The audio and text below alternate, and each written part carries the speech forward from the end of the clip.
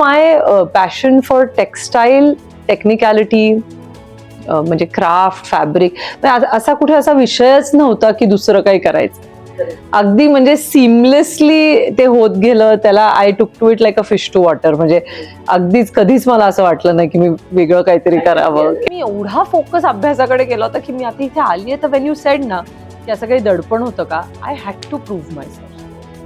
तेव्हा पुण्यात 150 रुपयाला कुर्ता शिवून मिळायचा आणि मी शिलाई लावायचे काहीतरी 600 का 650 रुपये. आणि मग मला प्रूव्ह करून दाखवावं लागायचं पुणेकरांना की हे का. मला वाटतं प्रत्येक जे फॅशनचा ट्रेंड असतो ना, that is based on human psychology.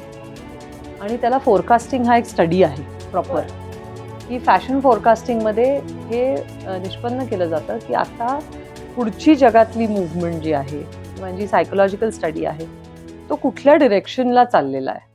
नमस्कार, मी प्रतिभा चंद्रन आणि तुम्ही बघत आहात नवराष्ट्राचा विशेष पॉडकास्ट. मंडळी, तुम्हाला माहिती आहे की जर आपल्याला खूप उत्सुकता असते नेहमी, तर ते जाणून घेण्याची ही आहे की पवार कुटुंबातल्या स्त्रिया करतात काय. कारण त्या सगळ्यांचं, मी नेहमी बोलताना म्हणते माझ्या मैत्रिणींशी की पब्लिक कंडक्ट कसं असावं हे जर शिकायचं असेल तर ते पवार कुटुंबातल्या लेकी सुनांकडनं, नातींकडनं, अर्थात या सगळ्यांकडनं. बरं, ही त्यांची तेवढीच ओळख आहे तर नाही.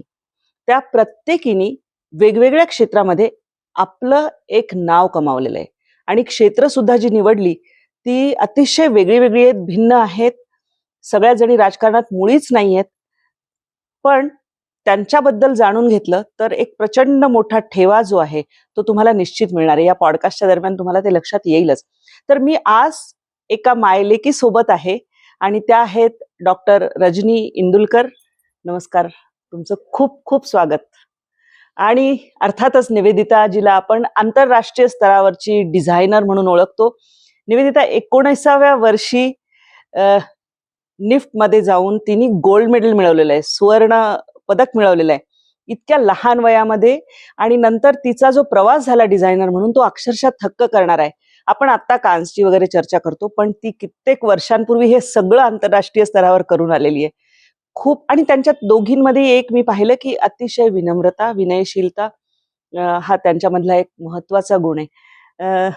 तर आता मायलेकींपैकी तुमच्यापासून मी आधी सुरू करीन की तुम्ही ज्या घरात जन्मलात त्यांचं एक वलय होतं. म्हणजे शरद पवार हे नाव पुढे येण्याच्या आधीपासून होतं. तुमच्या आजी, मी आजीबद्दल बोलत होते, आजींबद्दल, त्या जिल्हा परिषदेला त्या काळी सदस्य होत्या आणि त्यांचं पण आयुष्य, म्हणजे शारदाबाई पवार यांच्याबद्दल मी बोलते, शरद पवारांच्या मातोश्री. कसं तुमचं बालपण सगळं होतं? लहानपणापासून तात्यासाहेब काका म्हणजे अनंतराव पवारांची 4 मुलं, म्हणजे विजया, अजित, नीता आणि श्रीनिवास आणि मी, अशा आम्ही जन्मापासून बारामतीच्या घरात वाढलो. मग आमच्याबरोबर आजी आजोबा आणि माझी आई असे असायचे. आणि आमची आई आमच्या सगळ्यांची काळजी घ्यायची. त्यामुळे असं कधी सख्ख चुलत असं काही नव्हतंच. एक खूप घट्ट बॉन्ड होता. आणि आजी आमच्या खूपच कडक होत्या, म्हणजे त्या पुस्तकात तुम्ही पाहिलं असेल. आणि त्यांचा पाय एक थोडासा हे असल्यामुळे त्या कुबडी घेऊन चालायच्या. त्यामुळे आम्ही सगळी मुलं त्यांच्या कुबडीचा आवाज ऐकला की सगळे चिडीचूप शांत. पण लहानपणापासून आम्ही पाहिलं की त्यावेळेस आमचं घर शेका पक्षाचं होतं सुरुवातीला. त्यामुळं शेका पक्षातले अतिशय दिग्गज लोक, एन डी पाटील साहेब, त्याच्यानंतर जे कोणी शेका पक्षाचे मोठे नेते होते ते सगळे आमच्या घरात यायचे आणि त्यांच्या आजींबरोबर चर्चा व्हायच्या. आणि जेवढे काही बारामतीत सुप्रसिद्ध लोक येणार असतील किंवा काय असतील, त्या सगळ्यांचा राबता आमच्या घरात असायचा.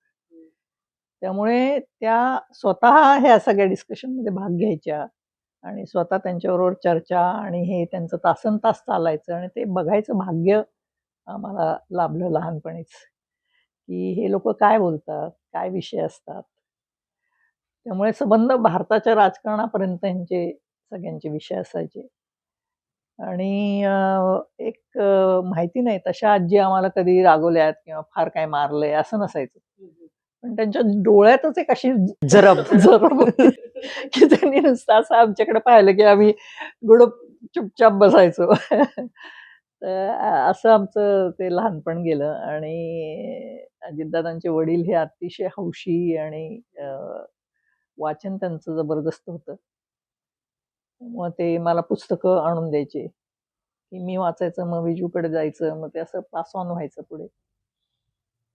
असं एक खूप वेगळं काय आम्हाला खेळणी नव्हती, कारण त्यावेळेस तशी परिस्थिती नव्हती पवार घराण्यात. त्यामुळे एकमेकांच्या बरोबर खेळणं हाच एक मोठा अ, आमचा विरंगुळा होता. मी जवळजवळ 7वीत असताना घरात पहिल्यांदा लाईट आले आणि पहिल्यांदा फोन आला. तेव्हा शरद काकांचं लग्न ठरलं होतं. मग पुण्याची मुलगी घरी येणार म्हणून मग आता किमान सुव्यवस्था असावी. करण्यात आली. आणि ती पण क्रिकेटरची मुलगी. हो, हो. मग नंतर मी जवळ-जवळ 10वीत असताना आमच्या घरामध्ये टीव्ही वगैरे आला. मग ते अगदी टिपिकल आपण पूर्वीच्या सिनेमात बघतो तसं अख्ख्या जवळपासच्या घरामधली मुलं-मुली आमच्याकडं ते टीव्ही बघायला यायची वगैरे. आणि ते ट्रंक कॉल वगैरे हे सगळं खूप मजेदार आमचं लहानपण गेलं म्हणजे. जे हा पॉडकास्ट ऐकतील ना त्यांना ह्या सगळ्या अशा वेगळ्याच गोष्टी वाटतील की दुसऱ्या कुठल्या तरी दुनियेतल्या बोलतायत. आणि एकदम मुलीकडे जर आपण आलो तर तू म्हणजे आई डॉक्टर, त्याच्या आपण असं मध्ये मध्ये इकडे तिकडे जाणार आहोत. तर त्या डॉक्टर कशा झाल्या ते आपण बोलू, पण तुला फॅशन आणि फॅशन डिझायनिंग करायचंय असं कधी वाटलं? मी लहानपणापासूनच आर्टिस्टिक कलाचीच होते. म्हणजे मी क्लासिकल कथ्थक डान्समध्ये विशारदची परीक्षा दिलेली आहे. त्यामुळे लहानपणापासून डान्स, ड्रॉइंग, आपल्या एलिमेंटरी, इंटरमिडिएट माझं म्हणजे आईनी पण खूप हौस पुरवली, की लॉन टेनिस खेळायचंय का इथे खेळ, गाणं शिकायचंय का गाणं शिक. काही कथ्थकमध्ये पुढे-पुढे गेल्यामुळे मला पेटी शिकावी लागली, गाणं शिकावं लागलं. त्याच्यात म्हणजे तुम्हाला तुमच्या साथीदारांची सगळी वाद्य यायला पाहिजेत म्हणून ते सुद्धा त्या परीक्षांमध्ये असायचे. आणि सुरुवातीपासूनच म्हणजे लहानपणीपासून मला ड्रेस कुठला घालायचा आहे आणि मग त्याच्यावर मला कानातली काय घालायची आहेत आणि मग त्याच्यावरचे शूज काय घालायचे आहेत. असं इवन म्हणजे मी म्हणेन की कधीच ऑल्दो आई नोकरी करत होती, माझे वडील मर्चंट नेव्हीमध्ये सारखे बोटीवर असायचे, त्यांची मर्चंट नेव्ही मधली नोकरी होती. पण मला कधीच असं आईने वाटू दिलं नाही की हे घेऊ नकोस कारण आपल्याला परवडत नाही. किंवा ज्या दुकानांमध्ये म्हणजे आमचीच ती वंडरलँडची दुकानं, तुळशीबाग हे ते. पण मी तिला अख्खा दिवस रखडवायची की हा ड्रेस तर मग ह्याच्यावर हा पिस्ता ग्रीन कलरचा ड्रेस आहे, मग मला पिस्ता ग्रीनच कानातली त्याच्यावर मॅचिंग पाहिजेत.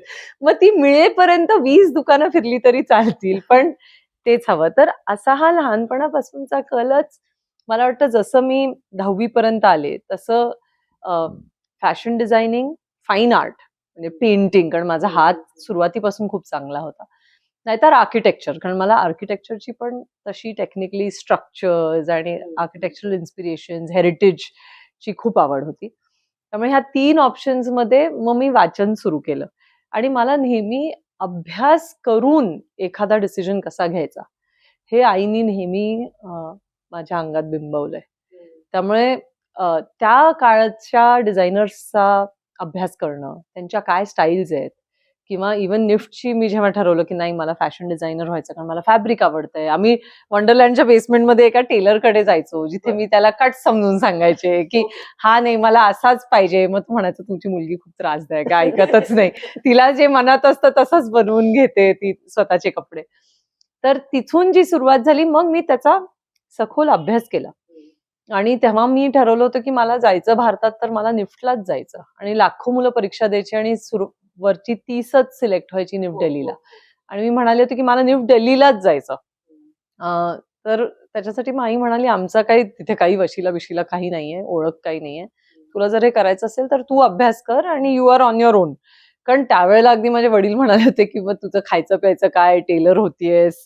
त्यांना सगळ्यांना काही भरोसाच म्हणजे नव्हता. फॅशन डिझायनिंग हे आता जेवढं असं तेव्हा नव्हतं ना. दिस वॉज 2000 म्हणजे 26 इयर्स अगो आय ग्रॅज्युएटेड. त्यामुळे अगदीच म्हणजे ते म्हणाले होते की you are on your own, तू अभ्यास कर आणि तू तुझी हे मिळव. तर तेव्हा मग त्या अभ्यासामुळे माझ्या इंटरव्ह्यूजमध्ये माझ्या इंडियन क्राफ्ट्स आणि एम्ब्रॉयडरीजच्या स्टडीमुळे किंवा मी स्पेशली जाऊन तयारी करायचे त्या इंटरव्ह्यूजची, रिटन एक्झाम्सची. त्याच्यामुळे मी भारतात 4थी आले आणि मला हवं ते सेंटर मिळालं. पण I think my passion for textile, technicality, म्हणजे क्राफ्ट, फॅब्रिक, असा कुठे असा विषयच नव्हता की दुसरं काही करायचं. अगदी म्हणजे सिमलेसली ते होत गेलं. त्याला I took to it like a fish to water. म्हणजे अगदीच कधीच मला असं वाटलं नाही की मी वेगळं काहीतरी करावं किंवा हां. सो ते selection process of the field खूपच आणि सगळ्या बाजूनी म्हणजे माझं संगीतातलं, नृत्यातलं, कल्चरली, नाटकात मी खूप आधीपासून म्हणजे थिएटरमध्ये ड्रामॅटिक्स, एलिक्युशन हे सगळे गुण माझे त्या फॅशन डिझायनिंगला जुळून आले. इवन मी फ्रेंच केलं for 2-3 years of my life आणि मधून. तर त्या अभ्यासाचा मला खूप फॅशनमध्ये फायदा झाला. त्यामुळे तो असा सिमलेसली निवड झाली ती त्या फील्डची. तुम्ही मेडिकल म्हणजे तुम्ही ठरवलं डॉक्टर, तुमच्या घरात तुम्ही एकट्याच डॉक्टर आहात? हो, मी एकटीच डॉक्टर आहे. मी सगळं चेक करत होती वंशावळ, तर म्हटलं अरे ह्याच्यात डॉक्टर कोणी दिसत नाही, फक्त तुम्ही आहात. ते सुद्धा मला ही एन.डी. पाटील साहेबांनीच मामा आहेत ते माझे. त्यांनीच ते प्रॉस्पेक्टस आणून दिलं होतं, की तू हा कोर्स कर.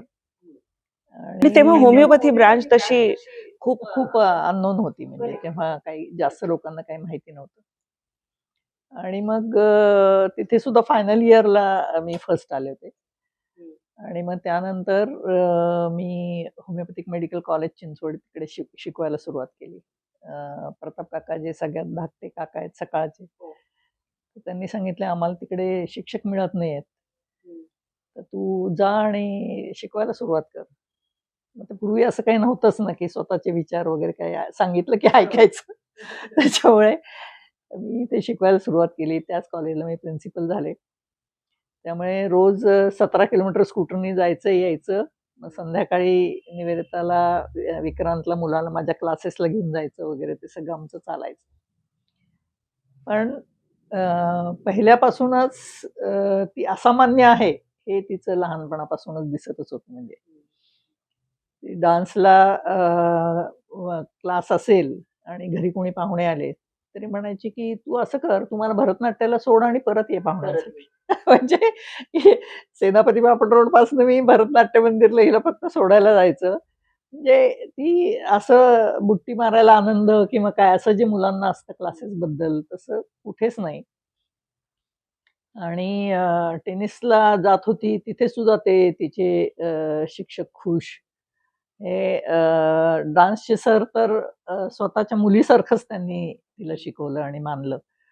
ह्याचे ड्रॉइंगचे महाजन सर ते सुद्धा असे तिला अतिशय उत्कृष्ट शिक्षक लाभले असं मला वाटतं. म्हणजे माझे काही एफर्ट्स असतील वगैरे ते वेगळं, पण प्रत्येक स्टेजला तिला अतिशय उत्कृष्ट मार्गदर्शन मिळालं तिच्या आयुष्यात.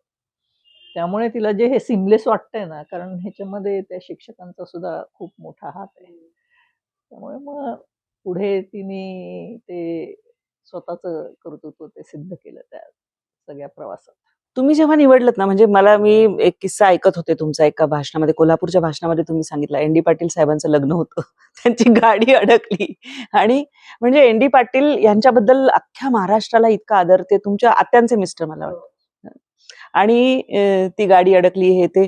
पण घरामध्ये तेव्हा एक अशी घरातच मेंटरशिप खूप असायची ना, तर तुम्हाला कोणी कोणी मेंटर केलं घरामध्ये? आणि तुमच्या मुलीच्या बद्दल कधी निर्णय घ्यायची वेळ आली तेव्हा तुम्ही घरात कोणाशी चर्चा करता?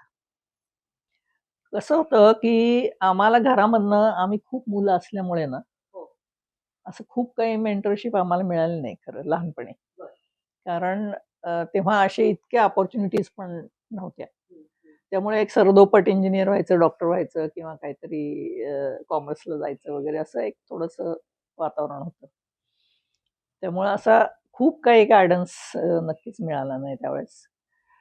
आणि जेव्हा मी होमिओपॅथी झाले, तोपर्यंत जग खूपच बदललेलं होतं. म्हणजे हे सगळं नवीन-नवीन माहिती उपलब्ध झाली होती आणि अ, फार सोपं झालं होतं, की कुठले कोर्सेस आहेत किंवा काय हे सगळं जाणून घ्यायला. या सगळ्या प्रवासात जेव्हा निवेदिताला फॅशन डिझायनिंग करायची वेळ आली, म्हणजे तिने हे सगळा अभ्यास ती सांगतीये, तर ह्याच्याबरोबरच ती वेगवेगळ्या आर्किटेक्ट्सला भेटली.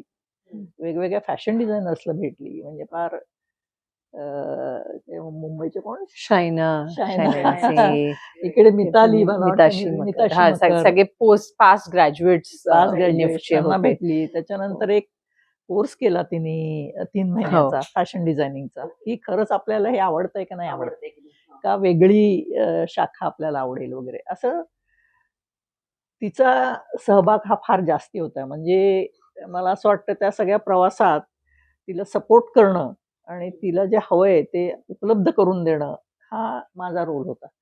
पण majorly she was self driven पहिल्यापासून. म्हणजे कारण आम्हाला ह्या क्षेत्राची काहीच माहिती नव्हती. म्हणजे ही जसं म्हणली ना, तसं क्वालिफाईड टेलर होणार का, हेच जरा समाजाचं त्यावेळेस बघण्याचा दृष्टिकोन मत तोच होता. होता. हा, बघण्याचा दृष्टिकोन होता. पण शी डिड इट. निवेदिता, मग तू झाल्यानंतर ग्रॅज्युएट अरविंद मिल साठी तू काम सुरुवातीला सगळ्यात पहिल्यांदा तिकडे केलंस? नाही हो, as the head designer in Bangalore. Yes. मग एक पवार घराण्याचा ऑरा आहेच, तो तुम्ही किती हे करा. मग तुला ह्याच्यामध्ये जाताना, नोकरी करताना कधी दडपण होतं का, हे मी करू की नको, असं कधी होतं का? नाही हो, मी खरं सांगू का, आम्हाला कुठल्याच मुलांना ऑराच नव्हता. आम्हाला शिव्या जास्त पडल्यात नेहमी, की तुम्ही काही कामाचे नाहीये आणि तुम्ही उठा आणि कामाला लागा. कसलं काही मूड नाही, मूड स्विंग्स नाही, बरं वाटत नाही, काही नाही. म्हणजे लिटरली मी माझा भाऊ विक्रांत आणि मी आईला चिडवतो की ती नेहमी स्टेरॉइड्सवर असते. म्हणजे आम्ही दोघं जर बसलेलो असतो आणि आम्ही म्हणलो की अरे जा ना, ते घेऊन ये ना, म्हणजे ते आम्ही बोलायच्या आधी आई उठलेली असते, स्वतःच्या हातापायाने जाऊन ते केलेलं असतं, परत आलेली असते. म्हणजे we actually none of us are brought up in any kind of privilege or like, म्हणजे ती सिच्युएशनच कधी आम्हाला दिली नाही. इनफॅक्ट प्रूव्ह युअर सेल्फ आणि आम्ही तुमच्यासाठी काही करणार नाही, पण तुम्ही स्वतःच्या पायावर उभं राहून दाखवणं आणि स्वतःचा सेल्फ रिस्पेक्ट अर्न करणं, हेच अजूनही घरातल्या मुलांना आय फील शिकवण तशीच असते, की काय उगाचच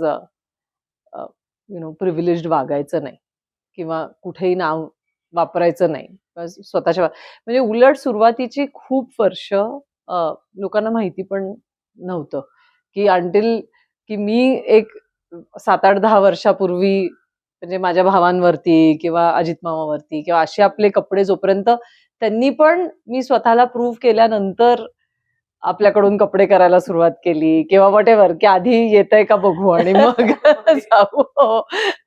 त्यामुळे त्याच्यानंतर थोडं लोकांनाही माहिती पडलं की हो, ह्यांचं काहीतरी रिलेशन आहे, हो, नातं आहे. पण नाहीतर स्वतःला प्रूव्ह करायचं ते सगळ्यात जास्त नॉलेज बेस्ड, कॉन्स्टंटली अभ्यास करणं, स्वतःच्या फील्ड बद्दल सगळ्यात जास्त माहिती असणं, ही सगळी शिकवण मात्र आम्हाला डेफिनेटली आई वडिलांकडून, फॅमिलीकडून डेफिनेटली आलेली आहे. म्हणजे नेहमी एक्झाम्पल्स द्यायचे ते, की बघा शरद काका किती इनडेप्थ स्टडी ठेवतात, त्यांना माणसांची नावं कशी लक्षात राहतात, त्यांच्या स्वतःच्या कॉन्स्टिट्युएन्सीचा अभ्यास किती सखोल आहे, किंवा एखाद्या विषयावरचा अभ्यास कुठल्याही काकांचा असो किंवा आमच्या मामांचा असो, आईचा असो. माझे वडील पण कम्प्लिटली म्हणजे अभ्यास ड्रिव्हन टू अनदर लेवल आहे. ते आत्ता 75व्या वर्षी सुद्धा जर इथे स्टोअरवर आले तर सगळं चेकिंग स्वतः करतील, स्वतः चढतील, स्वतः त्यांचा स्पॅनर वगैरे काढतील. ते चीफ इंजिनियर पण स्वतःच्या हिमतीवर झालेले आहेत. म्हणजे अगदी ते लॅम्पपोस्टच्या खालती अभ्यास करून गावाकडून आलेल्या मुलाची स्टोरी आहे त्यांची. आणि then he is reach that brilliance of becoming an international merchant navy head of engineering position. त्यामुळे तो आम्हाला आय फील डेफिनेटली फॅमिलीकडून आलेला एक DNA मध्येच हे आहे. पण जेव्हा मी टॉप केला, जेव्हा मी गोल्ड मेडलिस्ट झाले 19व्या वर्षी, तेव्हा ऑन कॅम्पस इंटरव्ह्यूजला अरविंद मिल्सची लोक आली होती. आणि तेव्हा त्यांचा 42 वर्षाचा एक डिझायनर जो त्यांच्याबरोबर 8-10 वर्ष काम करत होता, ही वॉज रिझायनिंग.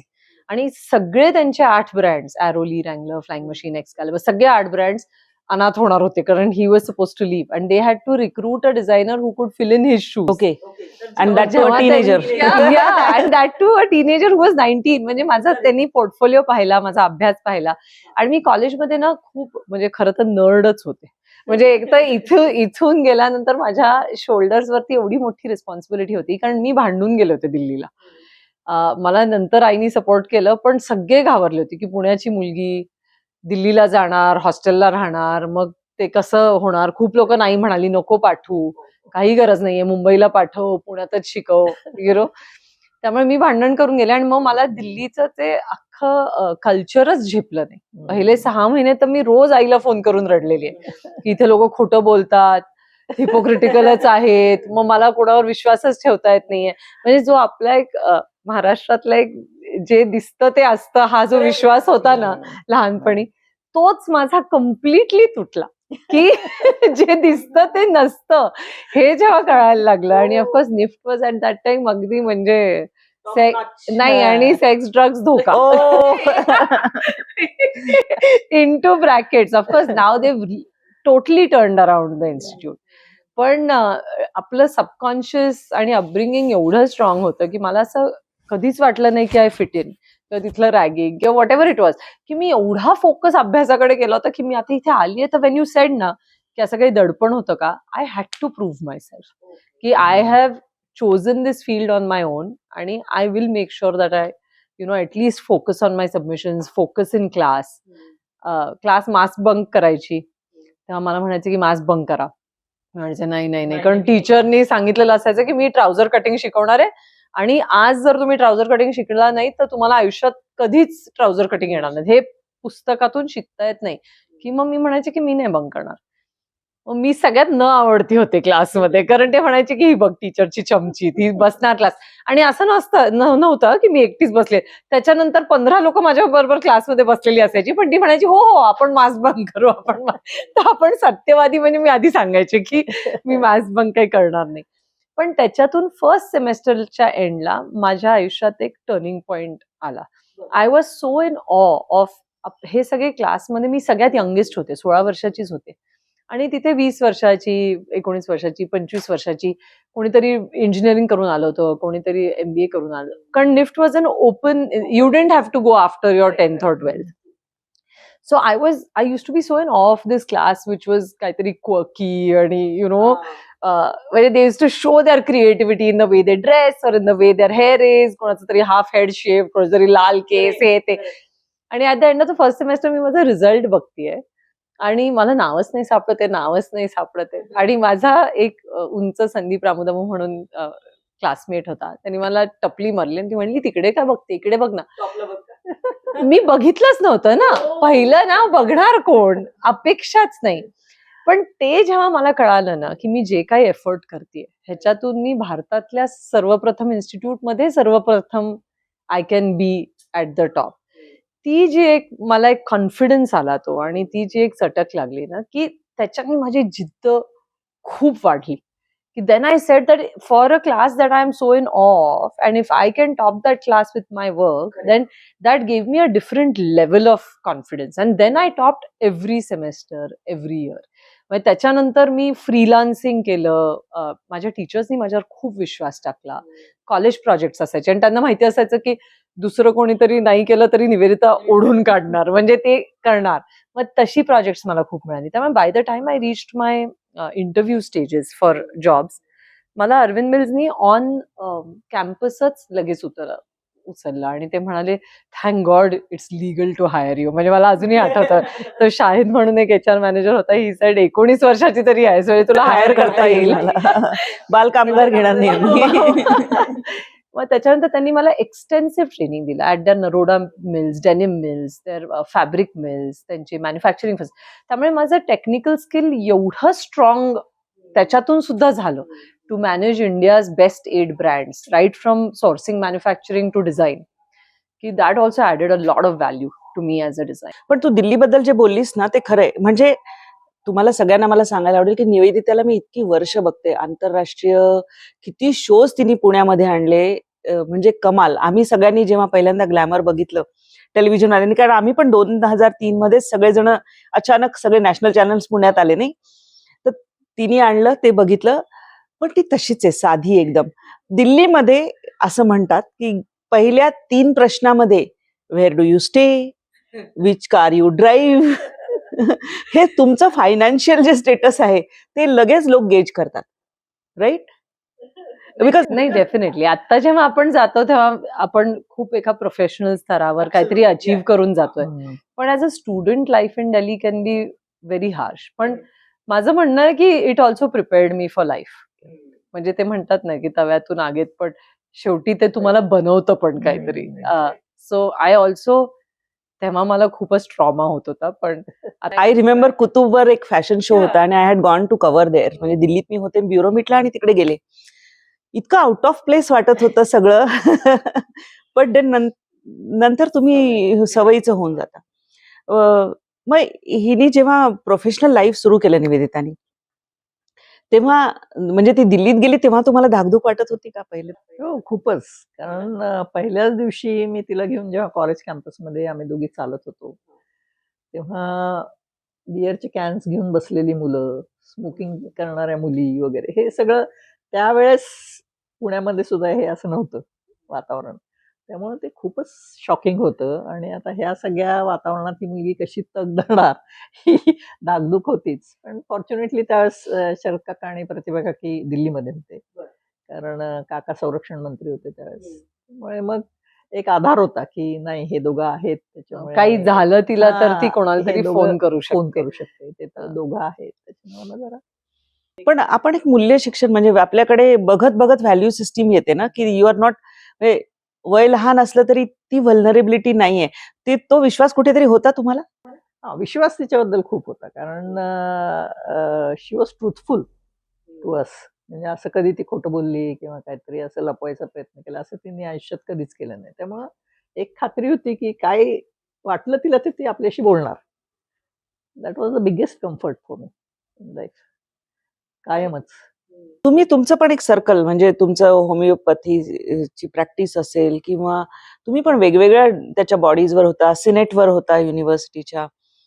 एक तुमचं एक मोठं कार्यक्षेत्र होतंच आणि त्यामध्ये मुलांनी निवडलेलं वेगळं. हे सगळं बॅलन्स कसं करत गेला तुम्ही? सुपर वुमन आहे. हां. प्रिन्सिपल झाल्यानंतर मी सकाळमध्ये होते 7 वर्ष. आणि सकाळचं जवळ-जवळ सुरू झाल्यानंतर ही पास आउट होऊन तिने त्या अरविंद मिलचा वगैरे राजीनामा दिला आणि ती म्हणली, "मला स्वतःचा व्यवसाय सुरू करायचा आहे." तेच आम्हाला पहिल्यांदा फार पचनी पडायला जड गेलं. कारण त्यावेळेस तिला ₹40,000 पगार होता आणि तो सोडायचा असा एका मिनिटात आणि मी स्क्रॅचपासून सुरुवात करते एका टेलरिंग मशीनपासनं. हेच आम्हाला फार हे वाटत होतं, की हे असं कसा डिसिजन ही मुलगी घेते एवढ्या हाय पोस्टला असून सुद्धा. आणि त्याच्यात तिच्या सगळ्या फिक्स्ड आयडियाज होत्या, की मला दुकान पाहिजे, तर त्याच्या शेजारी अशी काही कॉमन दुकानं नकोत, की शेजारी चपलेचं दुकान आहे, मग इकडे काहीतरी बार्बर आहे, पलीकडे कोणतरी वगैरे. आणि मध्ये मी आहे असं नाही. बरं. असं तिच्या इतक्या अटी होत्या आणि मग आम्ही म्हणायचो, की निवेदिता इथे पुण्यामध्ये असे कसे खरेदी करणार लोकं? तर तू आपलं साधा आपण एक सेक्शन ठेव, की आपले साधे कपडे नॉर्मल लोकांसाठी कमी किमतीचे वगैरे. पण ती म्हणायची, "आई, तुला ह्या बिझनेसमधलं काही माहिती नाही. मला काय करायचं ते करू दे." अशा प्रकारे ते सगळं बरोबर तिने तिच्या स्वतःच्या मनाप्रमाणे ती करत गेली आणि सकाळमध्ये मी इतकी व्यस्त झाले होते, की तिची कोणाशी ओळख करून द्यायला पण मला सवड नव्हती. त्यामुळे मग ते काम थांबवलं मी आणि दुसऱ्या दिवशीपासून चक्क हिची मॅचिंग आणणे, लक्ष्मी रोडला जाऊन वगैरे अशी मदत करायला सुरुवात केली. कारण ती एकटीच करत होती सगळं. आणि आजही एकटीच करतीये. म्हणजे सोर्सिंगपासनं ते मॅन्युफॅक्चरिंगपर्यंत, मार्केटिंगपर्यंत सगळं एकटीच करते. त्यामुळे त्या सुरुवातीच्या काळामध्ये तिला भरपूर मदत केली आणि मग तिच्याबरोबर दिल्लीला फॅब्रिक खरेदीला जायचं, कुठे सुरतला जायचं, कुठे काय असं करून बरेच उद्योग केले. पण नंतर एका स्टेजनंतर मग ती इतकी मोठी झाली, की माझा काही तिथे रोल राहिला नाही. आणि मग तोपर्यंत माझं सकाळनंतर होमिओपॅथिक क्षेत्रात मध्ये काम खूप वाढलं आणि रिअल इस्टेटमध्ये पण काम खूप वाढलं. त्यामुळे मी माझ्या क्षेत्रात परत एकदा बोट सोडलं ते एकदा आपलं आपलं बोट चालायला लागले की मग चालायला लागली ती. नाही, मी तुम्हाला गंमत सांगते की मी कोथरूडमध्ये मयूर कॉलनीमध्ये एका छोट्याशा फ्लॅट मधून सुरुवात केली होती. त्या फ्लॅटमध्ये एक खोली, माझा एक टेलर मास्टर, सगळी कापडं आणि आम्ही एका खोलीत, खालती जमिनीवर गाद्या, सगळे सामान तिथेच, किचनमध्ये किचन आणि स्टोअर रूम आणि हॉलमध्ये ऑफिस, असं ते सेटअप होतं सुरुवातीला. आणि तिथून मी माझं पहिलं एक्झिबिशन जेव्हा केलं ढोले पाटील रोडला एका आर्ट गॅलरीमध्ये छोटंसं प्रदर्शन केलं होतं. तिथे मला माझे ब्रँडेड हँगरच हवे होते, ब्रँडेड पिशव्याच हव्या होत्या, ते इन्व्हिटेशन्स पण हँडमेड पेपरवरती सुंदर जशी करून पाहिजे. तेव्हा असं पुण्यात कधी कधीच होत कोणी नव्हतं. केलेलं बरोबर, नव्हतं. अगदी. सो ते सगळं प्लॅन केलं, ते एक्झिबिशन केलं आणि त्या एक्झिबिशनला छान रिस्पॉन्स आला. आणि मग मला लाज वाटायला लागली की आता हे सगळे कस्टमर्स म्हणतायत की मी कुठे येऊ तुझ्याकडे, तर माझ्याकडे तिथे ट्रायल रूम पण नाही, बसायला जागा नाही, उठायला जागा नाही. मग मी आईला रिक्वेस्ट केली की आई तुझ्या घरी लिव्हिंग रूम मध्ये मला 2 रॅक्स लावू दे ना जरा. असे 2च रॅक मी लावते आणि तिथे कमीत कमी लोकांना कपडे घालून बघायला तरी जागा आहे. मी जिथे राहते तिथे अजिबातच पॉसिबल नाहीये. आधी विचार केला मातोश्रींनी, मग म्हणाल्या की अच्छा ठीक आहे 2 रॅक लाव. त्या 2 रॅक म्हणजे biggest mistake of their live. त्या 2 रॅक पासून 3 रॅक झाले. मागच्या खोलीतला एक टेलर, मग 2 टेलर झाले. मग बेसमेंट मध्ये मशीन एम्ब्रॉयडरी वाला बसला. मग मागे डायर गेला. मग हळूहळू पुढच्या वर्षी हँड एम्ब्रॉयडरी वाले गच्चांमध्ये आले. म्हणजे आईचं घर व्यापून गेलं. आईच्या घरात माझे सगळे मुस्लिम कारीगर, टेलर, सगळे गंज्या आणि लुंग्या. म्हणजे ह्यांनी सकाळी उठून चहाला सुद्धा बाहेर आले की बाहेर सगळे नुसते कारागीर फिरतायत. माझ्या आजीची खोली ट्रायल रूम झाली. माझी बिचारी आजी तेव्हा पण अशी उठून डुलत येऊन छान दिसताय, म्हणजे बाहेर यायची, ट्रायल करू द्यायची, मग बाहेर थांबायची, मग जाऊन परत ट्रायल नंतर स्वतःच्या गादीवर. म्हणजे इतका सपोर्ट त्यांनी मला 4-4.5 वर्ष जवळजवळ मी आईच्या घरून एका टेलर पासून सुरुवात करून मी ते जवळजवळ एक 20-25 माणसं त्या घरात कामाला यायची रोज. आणि त्याच्यानंतर एक दिवस माझ्या मावश्या घरी जेवायला आल्या. त्या म्हणाल्या की आता हिला तू बाहेर नाही काढलं घराच्या तर चपात्यांमध्ये सिक्वेन्स दिसायला लागते, त्यामुळे हिला बाहेर काढा, आता हिला स्वतःची कामाची जागा बघू दे. तर तेव्हा फायनली मी इंडिपेंडंट फॅक्टरी बघायला सुरुवात केली. पण ती सपोर्ट सिस्टम सुद्धा वॉज, म्हणजे लोक यूज टू ट्रॅव्हल. हे 20 वर्षापूर्वी पंचवटी म्हणजे पाषाणच्या अगदी दूर NDA च्या वाटायचं रस्त्यावर. तेव्हा. पण तेव्हा सुद्धा लोक, पुण्यातली लोक एवढ्या लांबून येऊन घरी येऊन ऑर्डर्स देऊन जायची. आणि आपली जशी ओळख आहे तसं अख्खं पुण्यातलं माझं जे काही रिलेशनशिप्स एस्टॅब्लिशमेंट, कामाची एस्टॅब्लिशमेंट, ती नुसती वर्ड ऑफ माउथनी सुरुवातीपासूनच झालेली आहे. म्हणजे एकांनी दुसऱ्यांना सांगितलं, त्यांनी 4 लोकांना सांगितलं की चांगलं काम करते. त्यामुळे दॅट वॉज ऑल्सो. पण असं नाही झालं कधी की तू कपडे कोणाचे तरी करायला घेतलेस? एकदम हाय तिकीट क्लायंट फर्स्ट कोण होतं तुझं, आठवतं? मला आठवतं की एक म्हणजे लग्नाचं क्लायंट मेन्सवेअरला एक तेव्हा एक मुथा म्हणून होते पुण्यात, ते होते. चोरडियांनी पण बरेचसे कपडे तेव्हा केले होते. कासट, पण तेव्हा ते कासट, पेपर मिल वाले. पेपर मिल वाले त्यांनी पण त्यामुळे अशी कस्टमर्सच्या आठवणी पण आहेत आणि तेवढेच चॅलेंजेस. आणि कोणी असं नाही म्हणलं बापरे एवढी किंमत? तेव्हा पुण्यात 150 रुपयाला कुर्ता शिवून मिळायचा. आणि मी शिलाई लावायचे काहीतरी 600 का 650 रुपये. आणि मग मला प्रूव्ह करून दाखवावं लागायचं पुणेकरांना की हे का. मग तो गारमेंट आतमधून बाहेर पलटवायचं, मग त्यांचा कुर्ता पलटवायचा, मग त्यांना एक्सप्लेन करायचं की आतमधून ह्याला फ्रेंच सीम्स आहेत, तुम्हाला धागे दोरे ओव्हरलॉकचा धागा दिसत नाही, तुम्ही हा कुर्ता घातला की तुमचा बॉडी टाईप बघा किती वेगळा दिसतो, ह्याला उलटा कुर्ता घातला तरी तुम्ही घालून जाऊ शकता, एवढं चांगलं फिनिशिंग आहे, त्याच्यात कापड प्युअर आहे, पॉलिएस्टर नाहीये, तुमच्या स्किनला फ्रेंडली आहे. हे सगळं स्लोली कस्टमरला सुद्धा एज्युकेट करत करत करत करत प्रूव्ह करत. कारण पुन्हा is an extremely price sensitive market. Absolutely. हो, घासाघीस केल्याशिवाय मजा नाही येत पुणेकरांना. पण ते प्रूव्ह करत, कस्टमरला एज्युकेट करत करत की का. आणि मग एकदा ती चटक लागली माझ्याकडे यायची आणि त्या फिटिंगची आणि त्या डिझायनिंगची, की मग लोकांनी पण म्हणजे मी ज्यांचे कपडे 20 वर्षापूर्वी केलेले आहेत त्यांची मुलं आता आपल्याकडे येऊन कपडे करतात विच इज अमेझिंग. म्हणजे I think we also stayed that relevant की अहेड ऑफ द कर्व्ह राहणं नेहमी, की आज 19, 20, 21 वर्षाची मुलं सुद्धा येऊन we are still there first choice, की आम्ही तुझ्याकडेच येऊन कपडे करणार. तर तेवढा ॲथलिजर, नवीन डिझाईन्स, आजचं फॅशन स्टेटमेंट आणि फ्युचरिस्टिक फॅशन स्टेटमेंट आपल्या हेरिटेजमध्ये आणणं, ह्या सगळ्याला पण आय फील कॉन्स्टंटली अब्रेस्ट राहिली आहे me with international and national trends. मग जेव्हा हिने इंटरनॅशनल शोज तिथे प्रेझेंट करायला लागली, फॅशन शोज, मग वेगवेगळ्या देशांमध्ये गेली, तर तेव्हा तुमचं काय फिलिंग असायचं? तुम्ही बरोबर जायचात का तिच्या? नाही, इंटरनॅशनली तेव्हा परिस्थिती पण नव्हती जायची. आणि एक खूप प्राऊड मोमेंट असायचा तो, की निवेदिता जाते आणि हे, मग तिला मागे जी काय लागेल ती मदत करायची थोडीफार. पण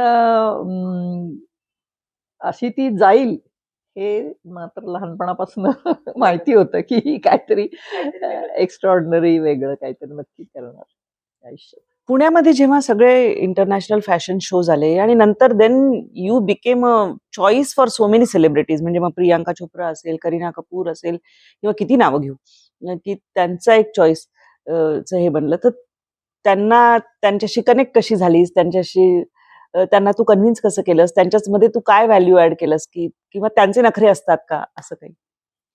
नाही, आय फील हळूहळू एक तर आपलं काम आपल्याबद्दल पण बरंच बोलतं.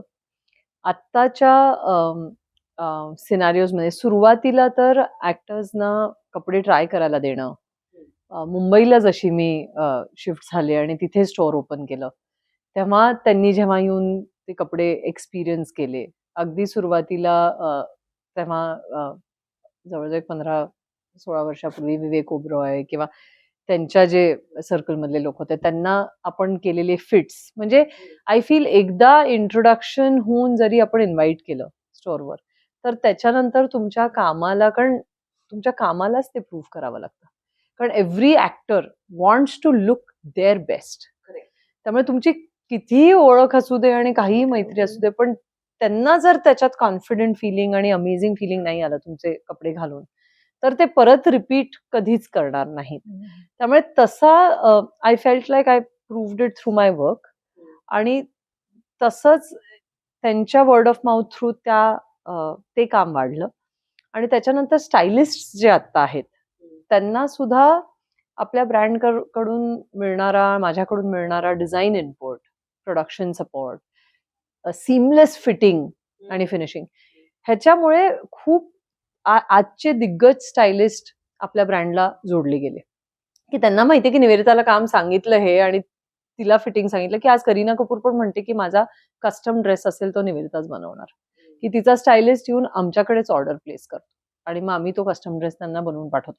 तसंच ह्या स्टायलिस्टनी सुद्धा मग ब्रँडचं काम बघून ते नेटवर्क वाढवायला सुरुवात केली.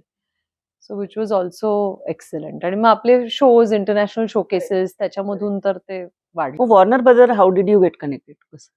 So it was very interesting. I got introduced to the head of Warner Brothers. आणि आपला जो ब्रँड सिग्नेचर आहे आपली, that is for every person to feel like the best version of themselves. म्हणजे स्वतःचं बेस्ट वाटणं नेहमी हे तुमच्या कपड्यांमधून निष्पन्न झालं पाहिजे, की त्याच्यातून फॅशन नाही, फ्रिव्हलसनेस नाही किंवा नुसतं ग्लॅमर नाही. पण तुम्ही जेव्हा एखादा कपडा अडॉन करता रोज सकाळी उठून सुद्धा, तेव्हा तुम्हाला त्याच्यात जर कॉन्फिडंट, अमेझिंग आणि तुमची बेस्ट पर्सनॅलिटी त्याच्यातून बाहेर येत असेल, तर ऑटोमॅटिकली तुम्हाला सुपर हिरो सारखं वाटायला लागतं. आणि आपल्याला माहितीये की प्रत्येक ह्युमन बिईंग हा त्यांच्या राईटमध्ये सुपर हिरो डेफिनेटली होऊ शकतो. तर हा जो आपला सिग्नेचर इथॉस आहे, तो वॉर्नर ब्रदर्सच्या सुपर हिरो सिग्नेचर इथॉसशी एक्झॅक्टली मॅच झाला. They were also looking at a brand which brought out the super heroes in people. त्यामुळे त्यांनी मग ती डिझाईन सेन्सिबिलिटी, ती सिग्नेचर स्टाईल, आणि जर तुम्ही आपलं हे बघाल तर आय एम व्हेरी इन्स्पायर्ड की ह्युमन बॉडीचं जे मस्क्युलर स्ट्रक्चर असतं त्याच्यानी आपले कपडे आणि कट्स खूप इन्स्पायर्ड आहेत. मी वेगळे पार्ट्स, एक cut and so pattern making मध्ये टेक्निक आहे, त्या ह्यांनी वेगवेगळे पॅटर्न्स एकत्र आणून ती बॉडी कशी सगळ्यात जास्त सुबक दिसेल not in terms of size but in terms of fit and feeling आणि मुवमेंट. तर ती जी सिग्नेचर आहे ना ती वॉर्नर ब्रदर्सच्या टीमला अत्यंत आवडली आणि त्यांनी मला कम्प्लीट फ्री हँड दिला. मला अजूनही आठवतंय की मी त्यांच्या हेड ऑफ डिझाईनला हू सिट्स इन एशिया त्यांना विचारलं होतं की what would be your advice or direction to me. आणि तेव्हा ते म्हणाले होते की निवेदिता तू तुझ्या कामात एवढी चांगली आहेस की मी तुला काही ॲडवाइस नाही देणार. You do what you do. तर तेव्हा त्यांनी मला वंडर वुमन हा IP पहिल्यांदा भारतात भारतीय नारीला वंडर वुमनचा जो इथॉस आहे तिची स्ट्रेंथ, तिची ऑनेस्टी, तिचं ट्रूथ, तिचं विजडम हे ऑलरेडी भारतीय नारीमध्ये प्रेझेंट आहे. आणि तो इथॉस भारतातल्या नारी बरोबर कसा कनेक्ट करायचा आणि translate Wonder Woman to the Indian woman and create a wardrobe for her. आणि त्या वॉर्ड्रोब क्रिएशन मध्ये एक डे टू डे वेअरचं प्रेथ कलेक्शन, एक कुच्युअर कलेक्शन आणि एक इंडिया इन्स्पायर्ड कलेक्शन, अशी 3 कलेक्शन विथ ज्वेलरी असं मी डिझाईन केली वॉर्नर ब्रदर्ससाठी फॉर द इंडियन मार्केट. तुमच्यासाठी लेकीनी कधी काय डिझाईन केलं? सगळे ब्लाउजेस तर तीच डिझाईन करते. आणि साड्या पण आमच्या घरात सगळेच आणतात आम्हाला. त्यामुळे माझी सून गुंजन ती आणते, निवेदिता आणते, अजितला आणि शरद काकांना पण खूप हौस आहे आम्हाला साड्या घ्यायची. असं सगळे देत असतात वेगवेगळे. मी स्वतः जाऊन असं काहीतरी चूज केलं असं फार क्वचितच आहे. आई आणि शॉपिंग हे हा, डिफरंट डिरेक्शन आहेत. तिला काहीच इंटरेस्ट नाहीये मटेरियलिस्टिक गोष्टी आणि शॉपिंग आणि वस्तू गोळा करणे हे अजिबात आमच्या घरात म्हणजे आई वडिलांमध्ये कोणीच तसं शौकीन कोणीच नाही. एव्हरीबडी इज व्हेरी मिनिमलिस्टिक आणि खूप म्हणजे स्वतःच्या कर्तृत्वावर, वागणुकीवर आणि नॉलेज बेसवर फोकस करणं आणि मटेरियलिस्टिक गोष्टींवर ना अजिबातच महत्व न देता कॅरेक्टरला महत्व देणं हे आधीपासूनच त्यांनी देव लेड बाय एक्झाम्पल. म्हणजे त्यांच्याकडे बघूनच आम्ही शिकलो. तर मग डिझाईन्स मध्ये कसं आहे, फॅशन चेंजेस व्हेरी रॅपिडली. तुला काय काय बदल असे सारखे आणायला लागतात? आणि कारण सी वेडिंग आणि special occasions is one thing, पण आपली डेली ह्याच्यामधली जी फॅशन आहे दॅट चेंजेस सो रॅपिडली. तू त्यामध्ये अपडेट राहण्यासाठी काय काय करतेस? मला वाटतं प्रत्येक जे फॅशनचा ट्रेंड असतो ना that is based on human psychology. आणि त्याला फोरकास्टिंग हा एक स्टडी आहे प्रॉपर, की फॅशन फोरकास्टिंग मध्ये हे निष्पन्न केलं जातं की आता पुढची जगातली मुवमेंट जी आहे किंवा जी सायकोलॉजिकल स्टडी आहे तो कुठल्या डिरेक्शनला चाललेला आहे.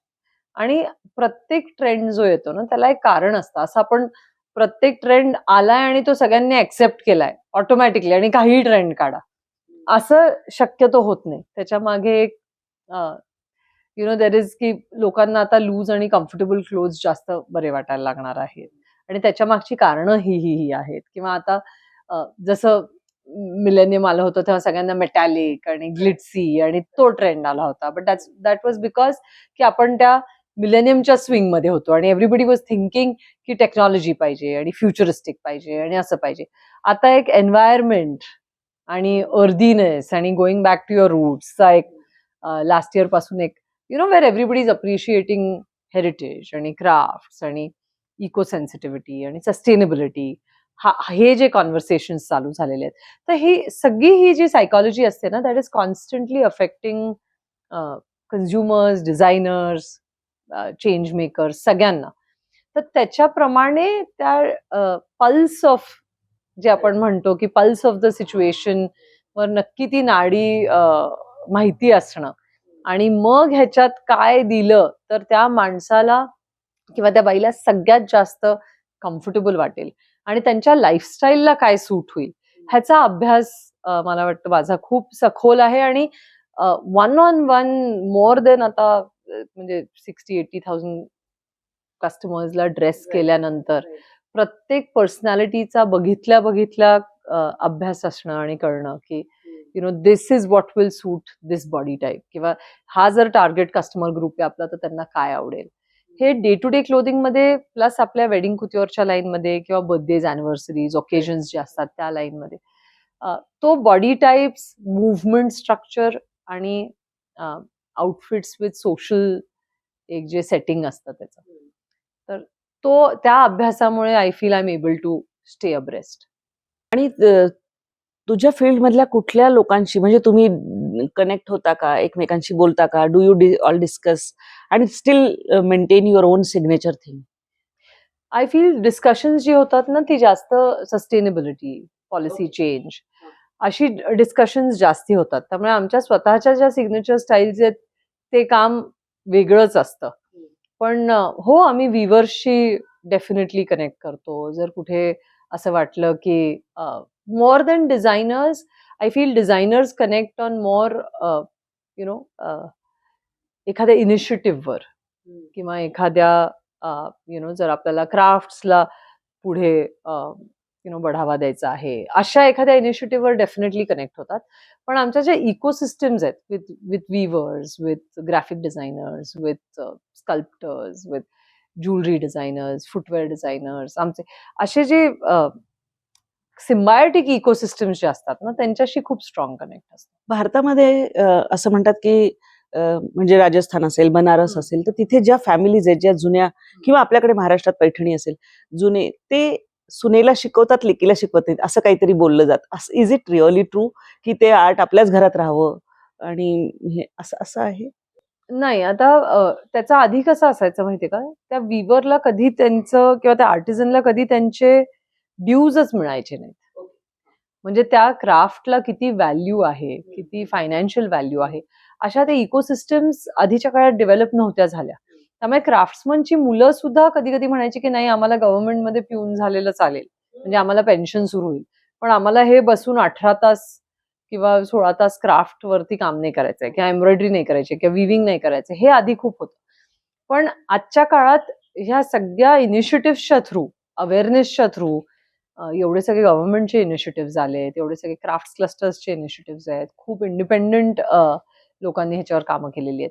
त्याच्यामुळे क्राफ्ट हे किती हेरिटेज व्हॅल्यूज आहे, त्याला किती मेहनत लागते आणि त्याची काय किंमत मोजायला पाहिजे, त्या क्राफ्ट्समन पर्यंत त्याचं पेमेंट पोचलं पाहिजे, ह्याचा अवेअरनेस खूप वाढलाय. त्यामुळे आता ती सिच्युएशन बदलत चालली आहे. आणि ऑल्दो आधीच्या काळात जनरेशनली ते ऍक्सेप्ट होत नव्हतं ते craft, which is what your saying, ते पास ऑन थ्रू जनरेशन व्हायचं नाही. पण आता त्यांचे पगारच म्हणजे एव्हरीबडी इज अबाव 40, 50, 60, 70,000. म्हणजे इंजिनियर्स आणि डॉक्टर्स पेक्षा त्यांची मिळकत आज खूप जास्त आहे, त्या क्राफ्टला खूप जास्त व्हॅल्यू आहे. आणि म्हणून मेहनतीचं काम असून सुद्धा आय फील लाईक आता फ्युचर जनरेशन्स त्याच्यात विथ अ बिझनेस डिरेक्शन पडण्याचा डेफिनेटली प्रयत्न करतायत. तू अनेक लोकांना साठी डिझाईन्स हे केले असतील. Which was your wow moment की oh this is something which give me immense satisfaction? मला असं वाटतं की मी माझ्या कामात नेहमी चुका जास्त काढते आणि ते इथली देण आहे. म्हणजे मला अजूनही आठवतं की कुठलाही शो झालेला असेल माझा, तरी पोस्ट शो त्याचं डायसेक्शन होतं, कुठे कुठे चुका झाल्यात ते मला सांगितलं जातं, ह्या पुढच्या वेळेला चुका व्हायला नाही पाहिजेत हे सांगितलं जातं. त्यामुळे इनफॅक्ट माझी टीम पण मला म्हणते की तुम्हाला आम्ही 95 गोष्टी चांगल्या करतो त्या दिसत नाहीत आणि 5 चुका ज्या करतो त्याच दिसतात. त्यामुळे so that is a little bit of म्हणजे I feel like I have to accept की एवढं सुद्धा परफेक्शन कडे जाऊन, परवाच मला आईनी लेक्चर दिलं की तुझी जी क्वेस्ट फॉर परफेक्शन आहे त्याच्यामुळे तू constantly sort of unhappy and on the move असतेस की ह्याच्यापेक्षाही चांगलं होऊ शकतं, ह्याच्यापेक्षाही चांगलं होऊ शकतं.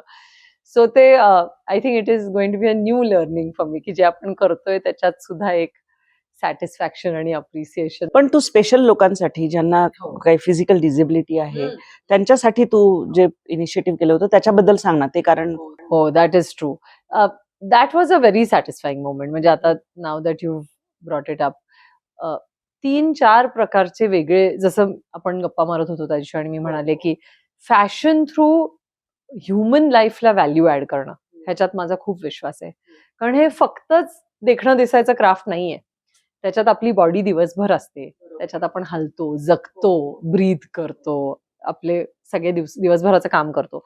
तर मी acid attack survivors, Parkinson's patients, blind स्कूलची मुलं, म्हणजे अपंग, ऑल फिजिकली चॅलेंज्ड लोक, ह्यांच्या सगळ्यांसाठी त्यांचे एक्झॅक्ट सिम्पटम्स, त्यांच्या फिजिकल ज्या काही डिसेबिलिटीज आहेत किंवा कन्स्ट्रेंट्स आहेत त्या स्टडी करून त्यांच्यासाठी डिझाईन्स तयार केली की जिथे पार्किन्सन्स पेशंट्सचा फॉर एक्झाम्पल ड्रेसिंग टाइम जवळजवळ 35 ते 45 मिनिटं असतो for a person to wear, की त्यांना पॅन्ट घालायची आहे, वेस्ट घालायची आहे, शर्ट घालायचा आहे किंवा जॅकेट घालायचं आहे, तर त्यांच्या केअरटेकर्सला सुद्धा त्यांना अर्धा पाऊण तास तयार करण्यात जातो because their hands are shaking, legs are shaking त्यांना. तर ती टेक्नॉलॉजी, वेगळ्या फॅब्रिक्स, नवीन cuts, different types of closures, ह्याच्यातून पेशंटचे कपडे न दिसता प्रॉपर नॉर्मल छान स्मार्ट ड्रेसिंग मध्ये तो ड्रेसिंग टाइम आपण 45 मिनिटापासून 12 मिनिटावर आणला.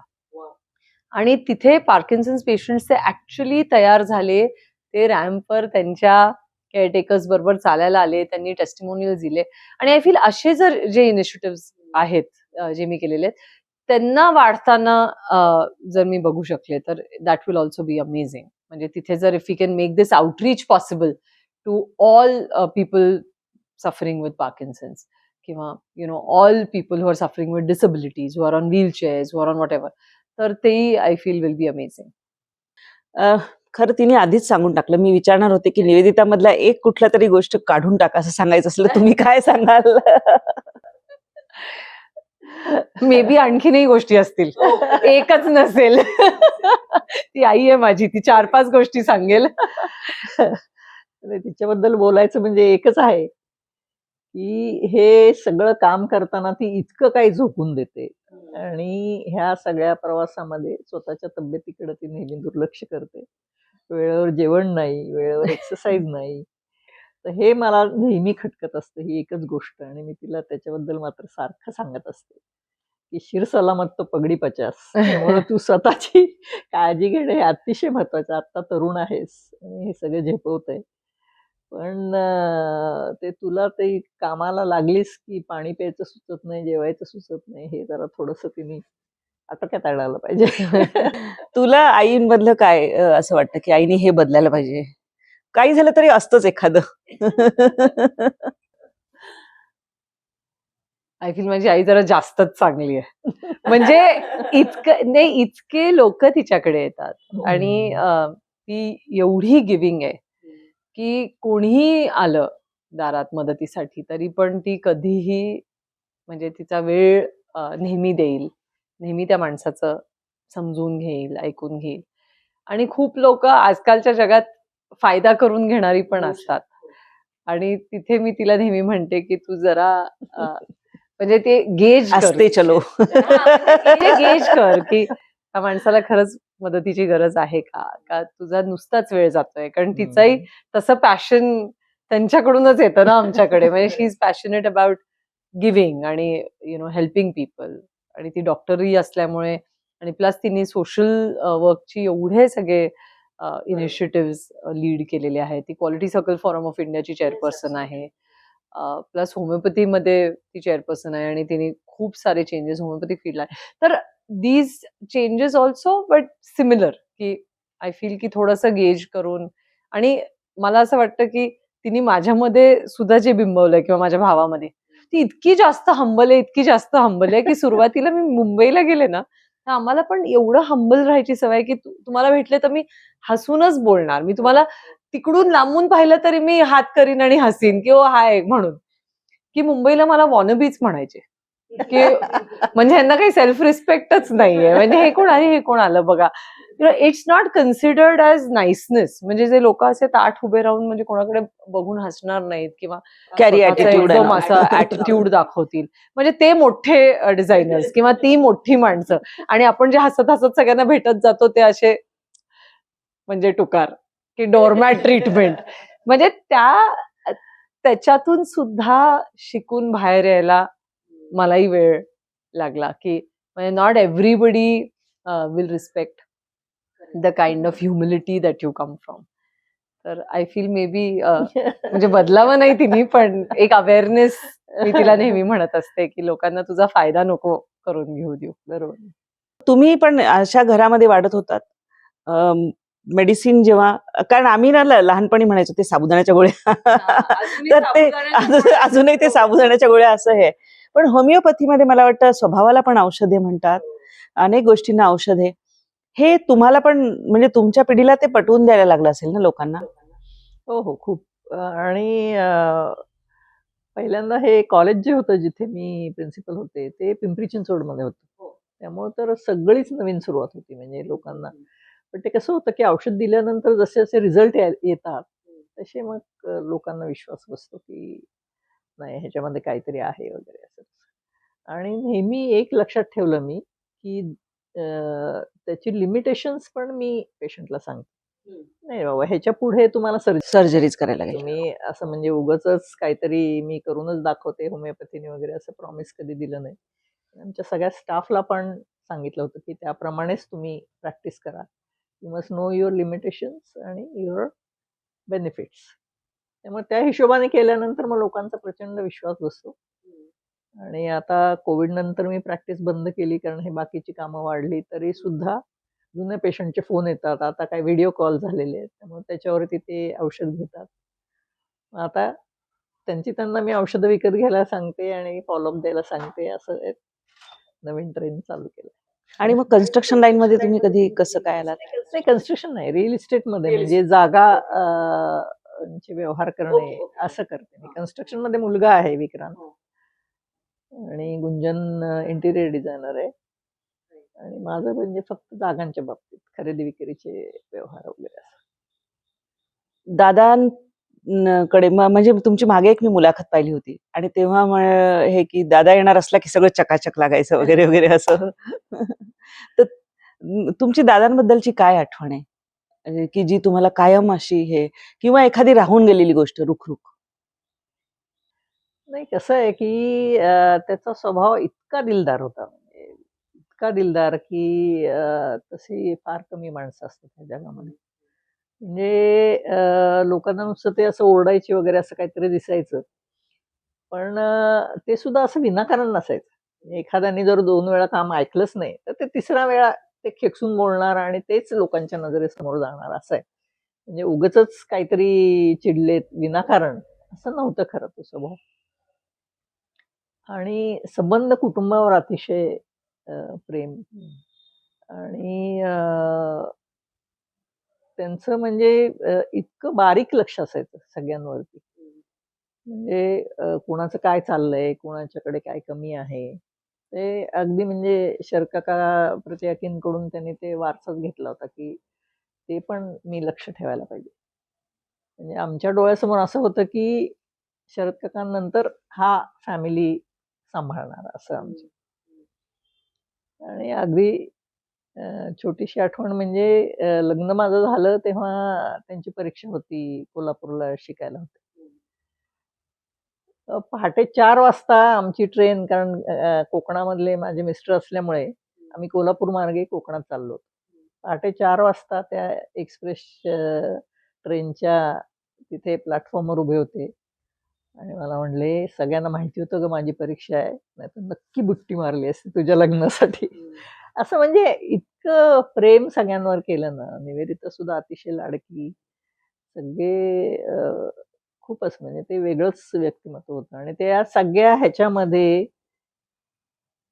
ते वेळ कसा काढायचे, हे आता आम्हाला थोडं वाटतंय, की अख्ख्या महाराष्ट्राचं कामं करायची, अख्ख्या महाराष्ट्रातले कार्यकर्ते माहिती, आमच्या सगळ्यांच्या अडी-अडचणी माहिती, सगळे चुलत भावंड, मामे भावंड, मावस भावंड, त्याच्या पलीकडची जनरेशन त्यांच्या सगळ्यांसाठी करत राहायचं. आणि प्रत्येक फंक्शन ऑर्गनाइज करायचं. माझा 60वा वाढदिवस सुद्धा स्वतः अतिशय उत्साहाने साजरा केला होता.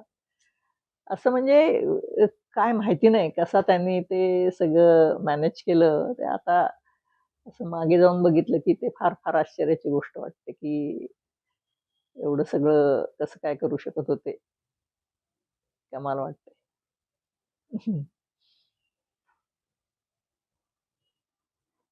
तुला काय आठवण आहे? सॉरी, मला हे माझ्या प्लॅनिंग मध्ये नव्हतं.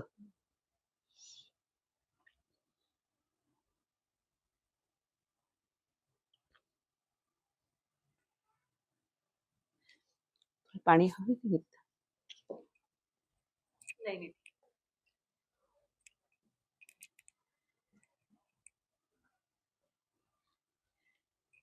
नाही म्हणजे सो अमेझिंगच होतं म्हणजे अटेन्शन टू डिटेल किंवा इवन आपण त्यांचे माझा जेवढा सहवास होता किंवा जितक्या वेळा मी मला त्यांचे कपडे बनवायचा चान्स मिळाला तरी अगदी ते बारकाईचं जे लक्ष होतं म्हणजे आपण म्हणतो ना माझा ओसीडी पणा मी म्हणते की त्याच्याकडून आलेला आहे की हे असं म्हणजे असंच पाहिजे म्हणजे एवढं नीट म्हणजे असंच काम झालं पाहिजे तर ते आणि तेवढंच प्रेम तेवढंच अमेझिंग ऑर्गनायझेशन म्हणजे त्याला कुठल्याही वेळेला विचारलं की मामा आज काय करणार आहेस त्याला अख्ख्या आठवड्याचे नाही महिन्याचे अपॉइंटमेंट्स टाइम टू टाइम तोंडपाठ असायचे तू सांगायचं की आज माझं ह्याच्यानंतर हे ह्याच्यात तर ते इतकं शिकायला पण मिळालं आय फील त्यांच्याकडून आणि म्हणजे लाईक आई सेड की एक्स्ट्रीमली प्रेमळ व्यक्तिमत्व. मला एक आठवण आहे की एकदा गणपती विसर्जन मिरवणूक होती आणि तिथे रात्री दगडफेक वगैरे झाली तर सकाळी 6ला आम्ही एक डेफर्ड लाईव्ह नावाचा प्रकार करतो की लाईव्ह सारखं करायचं आणि ते नंतर लाईव्ह म्हणून ट्रीट होईल तर तसं एक डेफर्ड लाईव्ह सारखं मी एक रेकॉर्ड केलं ते ऑफिसला पाठवलं आणि दादा पुन्हा गेस्ट हाऊसला असणार होते म्हणून मी दादांचा इंटरव्ह्यू करायला तिकडे गेले तेव्हा नेमकं आमचं चॅनल समोर सुरू होतं आणि त्याच्यावरती माझं लाईव्ह चाललेलं आणि मग ते असं बघतायत तिकडे बघतायत पुन्हा माझ्याकडे बघतायत की अरे ही इथे उभी दिसते इथे उभी दिसते मला म्हणले हे लाईव्ह दाखवताय तुम्ही म्हणलं दादा ते डेफर्ड लाईव्ह म्हणे मला वाटलं म्हणे आम्ही राजकारणीच जनतेला फसवतो तुम्ही आमच्या वरताड निघालात म्हणजे ते असं इतकं शार्प विट आणि एकदम आणि मला आठवतं की मी जेव्हा बारामतीमध्ये गेले म्हणजे 98-99 पासून सातत्याने गेले बारामती पॅटर्न बारामतीचं काम तेव्हा लोक एक नेहमी म्हणायचे की मोठ्या साहेबांची विजन छोट्या साहेबांची ऍक्शन म्हणजे हे मला सगळ्यांकडनं ऐकायला आलेलं की कसं त्यांची ऍक्शन असायची आणि म्हणजे एकदा पवार साहेब म्हणाले की एक प्रेस कॉन्फरन्स होती आणि एका टेबलवरती धूळ दिसली त्यांना ते म्हणले मी आहे म्हणून हे खपवून घेतलं अजित असता तर त्यांनी तुला सस्पेंड केलं असतं त्या प्राचार्यांना त्यांनी सांगितलं इतकं डिटेल आणि इतकं सगळं त्यांचं लक्ष असायचं कुटुंबातली लग्न होतात तेव्हा तुझे डिझाईन्स असतात का आणि कारण कोणीतरी असं पण एक मी स्टेटमेंट मला आठवत नाही नेमकं की अरे खूप महाग आम्हाला नाही परवडत असं नाही असतातच आणि म्हणजे आय एम व्हेरी फॉर्च्युनेट की घरातल्या सगळ्यांना कौतुक पण खूप आहे आणि चांगलं काम करते ह्याची खात्री वाटते आणि मला म्हणजे माझ्या माम्यांनी कझिन्सनी वहिन्यांनी इवन मध्ये मी काम सुरू करत असताना सुद्धा त्यांनी जेव्हा काही कपडे करून घेतले माझ्याकडून आणि आजही म्हणजे लग्न सराई असताना तरी म्हणजे ऑफकोर्स काही जण तर डेफिनेटली कपडे करूनच घेतात आणि छानही वाटतं कारण तेवढ्या प्रेमानी आणि तेवढ्या आपुलकीने आपणही प्रत्येक माणसासाठी कपडे करतो त्यामुळे ते सगळे मिरवताना बघितले की मला पण एक वेगळ्या टाईपचं सॅटिस्फॅक्शन मिळतं. तुमचं तिच्यासाठी लेकीसाठी काय स्वप्न आहे यापुढे? खरं स्वप्न तिने सगळी पूर्ण केलेली आहेत आता याच्या पुढे अशीच तिची उत्तरोत्तर प्रगती होत जाओ आणि असाच मान सन्मान आणि रिस्पेक्ट तिला कायम मिळत राहो आणि जे काय तिला लोकांचं प्रेम मिळतंय ते असंच वाढत राहो असंच सदिच्छा. तुम्ही दोघी अगदी आज दिवस घालवायचा नुसता तर तुमची सगळं विसरून रिलॅक्स होण्याची काय कन्सेप्ट आहे?